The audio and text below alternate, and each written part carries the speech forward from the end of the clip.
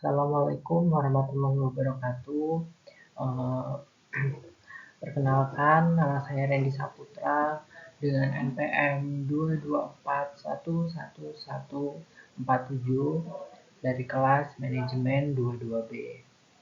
Nah, pada kesempatan kali ini saya akan menjelaskan mengenai materi tentang hukum bisnis dengan materi pertemuan 5 dengan judul bentuk-bentuk kerjasama dalam kegiatan bisnis.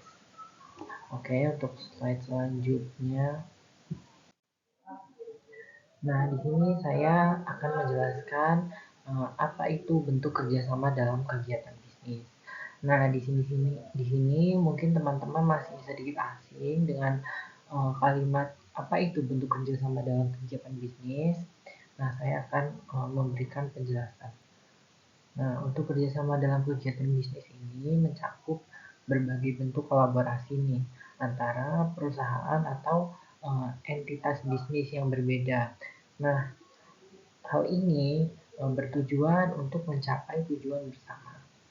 Nah, pada bentuk kerjasama ini dapat sangat bervariasi sekali, tergantung pada kebutuhan dan tujuan masing-masing dari pihak tertentu. Nah, di sini ada beberapa bentuk kerjasama umum dalam kegiatan bisnis.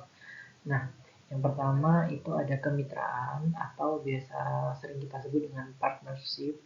Nah, kemitraan bisnis ini secara umum semua mitra ini nantinya akan berbagi tanggung jawab dan laba secara setara.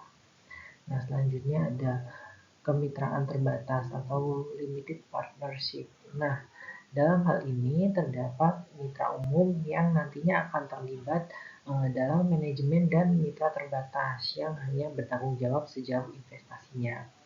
Nah, yang selanjutnya ada kemitraan komanditer. Nah, kemitraan komanditer ini biasa disebut dengan limited liability partnership. Nah, yang mana setiap mitra ini nantinya akan memiliki tanggung jawab nih terbatas dan tidak terlibat dalam manajemen sehari-hari. Nah, yang selanjutnya ada joint venture. Nah, joint venture ini biasa disebut dengan venture bersama. Nah, nantinya perusahaan atau entitas bisnis akan bekerja sama untuk mencapai tujuan proyek atau kegiatan tertentu. Nah, biasanya joint venture ini akan dibentuk oleh proyek spesifik dan memiliki batas waktu yang tertentu. Oke, selanjutnya ada aliansi strategis atau biasa disebut dengan strategis alliance. Nah, nantinya perusahaan itu akan bekerja sama untuk kepentingan strategis jangka waktu yang panjang. Nah, nanti mereka dapat berbagi sumber daya, teknologi, atau keahlian untuk meningkatkan daya saing. Nah, yang selanjutnya ada franchise. Nah, model bisnis di mana pemilik merek memberikan hak kepada pihak lain.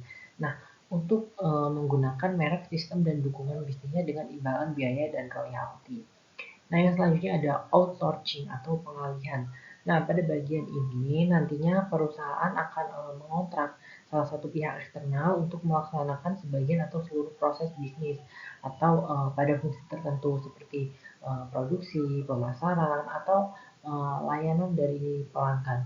Nah, bentuk kerjasama ini nantinya tentu akan memberikan manfaat seperti peningkatan efisiensi, akses sumber daya, resiko yang terbagi, dan peningkatan daya saing.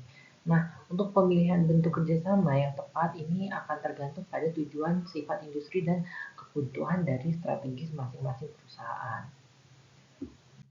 Oke, yang selanjutnya yang terakhir ini ada kerjasama dalam bisnis dapat memberikan sejumlah manfaat signifikan bagi perusahaan. Nah, berikut ada beberapa manfaat utama kerjasama dalam bisnis: peningkatan efisiensi, terus ada pemecahan masalah bersama, terus ada akses ke sumber daya tambahan, dan ada resiko yang terbagi. Nah, pada bagian resiko yang terbagi ini nantinya dengan berbagi resiko, perusahaan dapat mengurangi dampak potensial dari perubahan regulasi atau peristiwa tak terduga lainnya. Nah, kerjasama ini nantinya dapat membantu meredakan tekanan resiko secara bersamaan. Nah, sekian penjelasan dari saya mengenai hukum bisnis di pertemuan 5 ini. Saya akhiri. Wassalamualaikum warahmatullahi wabarakatuh dan terima kasih.